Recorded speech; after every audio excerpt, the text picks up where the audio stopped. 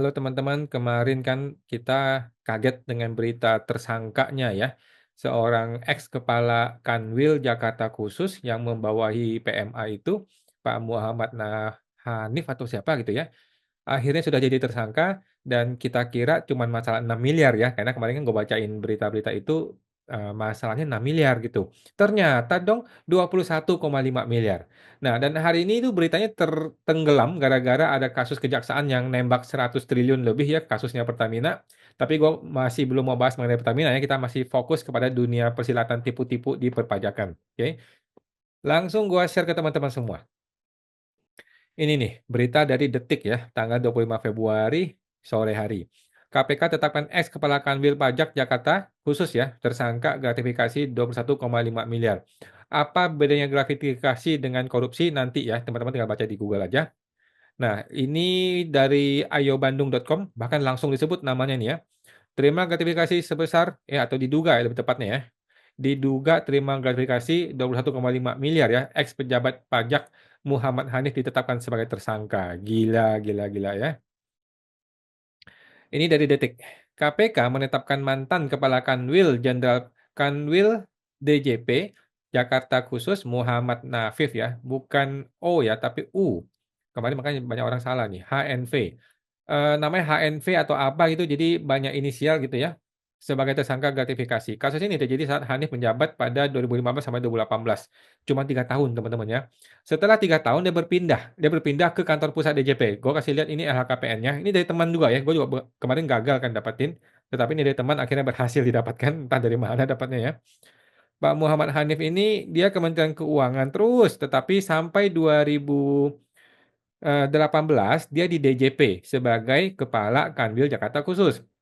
Begitu masuk ke 2020, tapi dia miss nih 2019 nih ya. Dia pindah ke Badan Pendidikan dan Pelatihan Keuangan.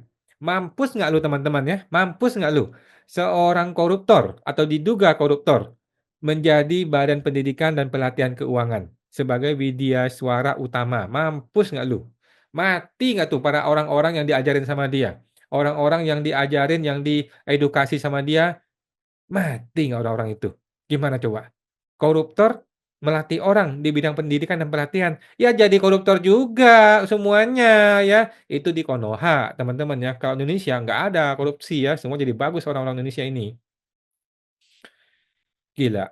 Dan dia itu, punya harta 19 miliar dan konsisten 19 miliar ya. Ini kelihatan, pertama kelihatan dia salah, yang kedua adalah tidak mungkin angkanya sama persis ya. Iya sama persis nih 2020, 21 sama persis ya. Jadi adalah kesalahan fatal, kekacauan fatal dari orang membuat laporan LHKPN, gitu ya. Sudah jelas salah ini ya, dan dia meremehkan laporan keuangan, laporan tahunan dia dengan sembarangan bikin, ditembak aja 19 miliar tiap tahun tiap tahun tiap tahun ya. Ini adalah omong kosong, tidak mungkin begitu ya. Eee, dia punya korupsi aja 21 miliar, itu yang ketahuan. Gimana yang belum ketahuan? Gimana yang di jabatan lain? Gimana di tempat lain? Mampus kita semua ya. Jadi, dunia tipu-tipu ini masih seru teman-teman ya. Ini orang memang kacau balau ya KPN ini ya, kacau dan sangat-sangat tidak benar ini ya. Bisa angkanya sama persis lagi 2 tahun begini. Udah gitu tahun ke tahun sama, nggak naik signifikan gitu ya. Jadi ini kekacauan dalam membuat LHKPN. Korupsi aja 21 miliar gimana Bos. Nah, pada tanggal 12 Februari 2025, KPK menetapkan tersangka ya, selaku PNS pada DJP Kementerian Keuangan. Jadi dia masih PNS nih ya, dia masih PNS nih.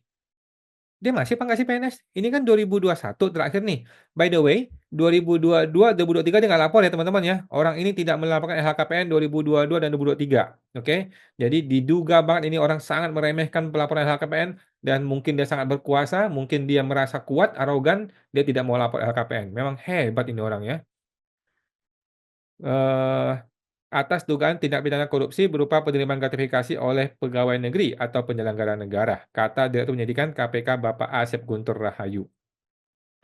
KPK menduga Hanif menggunakan jabatannya untuk meminta sejumlah uang kepada beberapa pihak ya. Dia diduga menggunakan uang itu untuk kebutuhan fashion show anaknya ya. Ya teman-teman sudah tahu lah ya di konferensi pers kemarin gue nonton live dan gue sudah siarkan juga ke YouTube gue ya. Bahwa selama menjabat sebagai kantor wilayah Kepala Kanwil ya, DJP Jakarta Khusus, tersangka ini diduga telah melakukan perbuatan yang berhubungan dengan jabatan dan berlawanan dengan kewajiban tugasnya, dengan menggunakan pengaruh dan koneksinya untuk kepentingan dirinya dan usaha anaknya. Hanif menggunakan jabatan dan jejaringnya dalam mencari sponsor. Bego bener ya. Pakai gue Pak, pakai gua. Nanti gua bantuin Pak. Jangan Bapak langsung, bego, goblok ini orang-orang ini ya. Tolol. Di Konoha maksud gue teman-teman, di Konoha ya. Kalau Indonesia mah orang bagus semua ya. Di Konoha itu jangan bego. Kalau lu mau minta gratifikasi, minta duit, harus melalui tangan ketiga. Kayak gue gitu loh. Konsultan-konsultan abal-abal kan banyak tuh bisa bantuin Bapak. Jangan diri sendiri. Segoblok itu ya si orang-orang zaman dulu ya. Kalau sekarang udah nggak ada ya. Tahun 2023, 2024 udah nggak ada ya cara-cara seperti ini ya. Ini zaman dulu teman-teman, zaman 2015 masih masih cara-cara seperti ini. Langsung dia yang langsung mengintimidasi langsung kepada si WP-nya ya. Zaman sekarang udah nggak ada ya, nggak berani. Zaman sekarang tuh via via pihak ketiga ya, via konsultan abal-abal lah biasanya ya. Nah, tapi itu di Konoha semua teman-teman ya, semua cerita tuh di Konoha. Kalau Indonesia nggak ada gitu kan ya. Bapak Hanif menggunakan jabatan dan jejaringnya dalam mencari sponsor untuk keperluan bisnis anaknya. Ini anaknya juga nggak ngerti gue, sebodoh itu anaknya ya. Ini anaknya di Konoha ya, kalau di Indonesia mah bagus anaknya ini ya.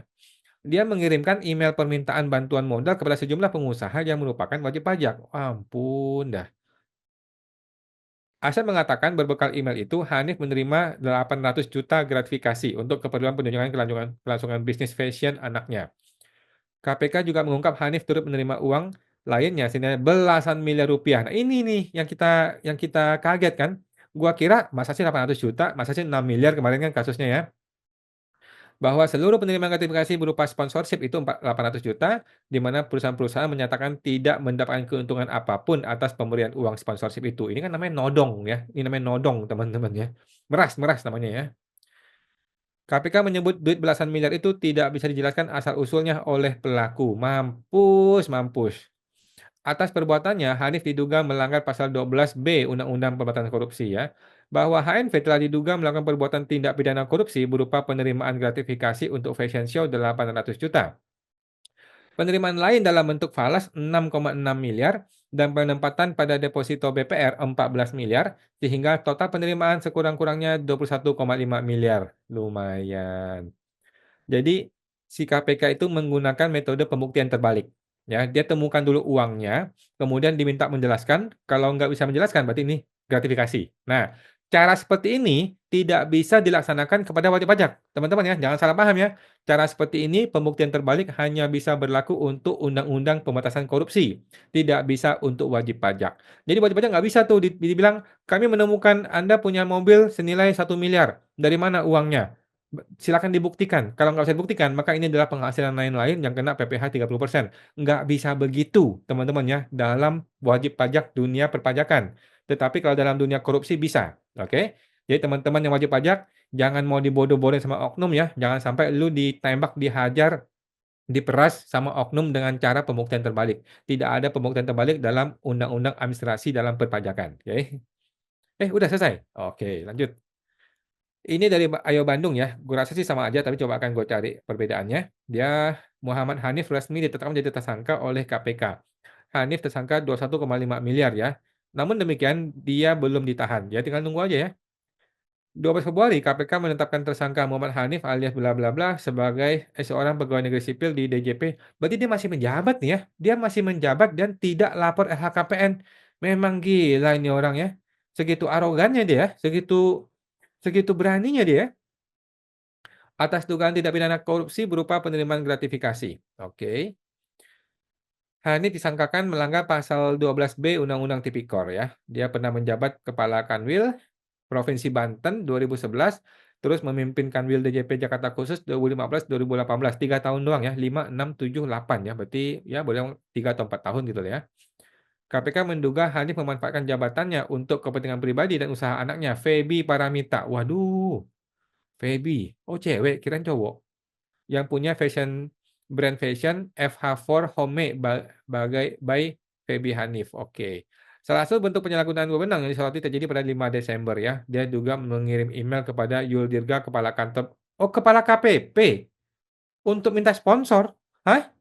Gua kira ke WP, Bos, kepada kepala KPP. Anjrit, kepada kepala KPP untuk minta sponsor. Terus permintaan itu ditujukan pada 2 atau 3 perusahaan yang kenal dekat saja katanya. Oh, jadi dia kirim kepada KPP, minta kepala KPP, "Tolong dong, ditodong dong si WP," gitu ya, pengusahanya ya. Oh, gitu. Dalam budget proposal tercantum nomor rekening BRI serta kontak atas nama Feby Paramita. Nah, ini orang bodoh nih begini ya. Si Feby juga geblek sih. Kok bisa sih lu? Waktu itu sih mungkin belum gencar pemberantasan korupsi ya, nggak gencar, koruptor-koruptor itu ditangkap gitu ya. Kalau zaman sekarang udah nggak bisa ya. Mestinya si Feby ini jangan mau gitu loh, lu jangan mau bapak lu cariin duit buat lu, sudah pasti tidak halal gitu loh. Masa bisa duit 150 juta, permintaan dana 150 juta, dari mana duitnya Feby? Mesti tanya dong ke bapak lu.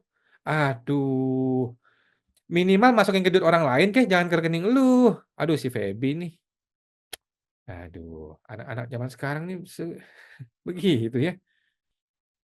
Oke, Pak Muhammad Hanif, Kementerian Keuangan ya, dia sudah 2022 tidak lapor, 2023 tidak lapor. Gue nggak tahu nih apakah lapor apa enggak ya. Tapi dari sini informasi tidak lapor. Jadi dia 2013, kemudian 2011, 2016, lompat-lompat ya. 2019 bolong, 2021 lapor, 2223 tidak lapor. Apakah dia resign? Kita tidak tahu. Tetapi dari informasi KPK sih sepertinya belum resign ya. Sepemahamanku sih belum resign kayaknya ya. Jadi nggak jelas nih orang ini ya. Posisi dia ada di mana kita tidak tahu, DJP tidak buka suara, tidak konferensi pers, Kementerian Keuangan tidak buka suara, tidak konferensi pers. Memang agak aneh ya.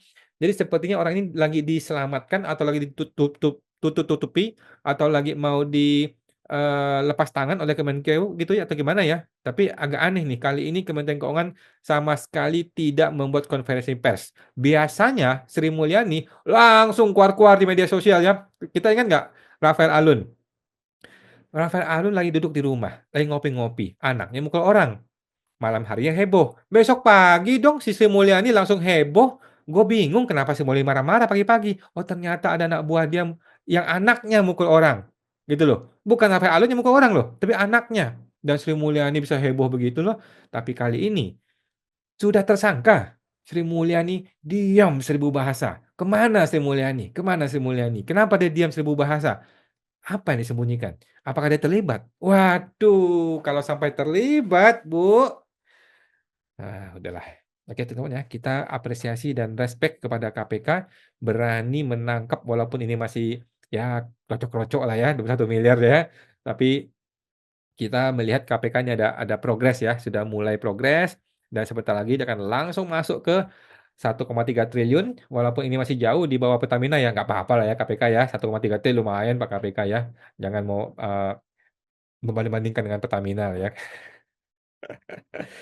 1,3 triliun, kita menunggu KPK bergerak menuju gedung DJP. Sampai jumpa, semoga terbantu.